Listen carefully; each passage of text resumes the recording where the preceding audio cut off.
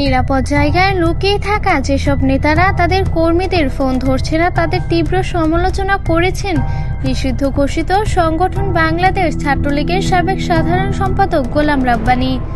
মঙ্গলবার রাত 11:30টার দিকে নিজের ভেরিফাইড ফেসবুক পেজে সুবিধাবাদী নেতাদের প্রতি ক্ষোভ প্রকাশ করে একটি স্ট্যাটাস দেন তিনি।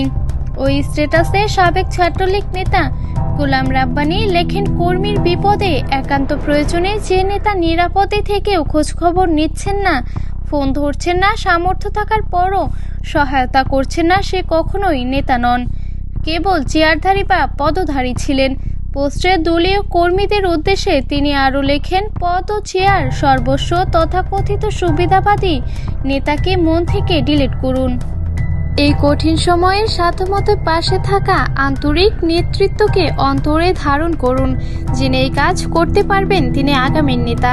এর আগেও গেল 11ই নভেম্বর আওয়ামী লীগের তীব্র সমালোচনা করে ফেসবুকে স্ট্যাটাস দিয়েছিলেন নিষিদ্ধ সংগঠন ছাত্রলীগের সাবেকেই সাধারণ সম্পাদক, যেখানে আওয়ামী লীগ একটা সময় মন থেকে ভালোবেসে সমর্থন করা মানুষও সংক্রমণ সংখ্যার কাছে ঘেঁষতে এখানে নিরুৎসাহিত দ্বিধান্বিত বলে মন্তব্য করেন গোলাম রাব্বানী।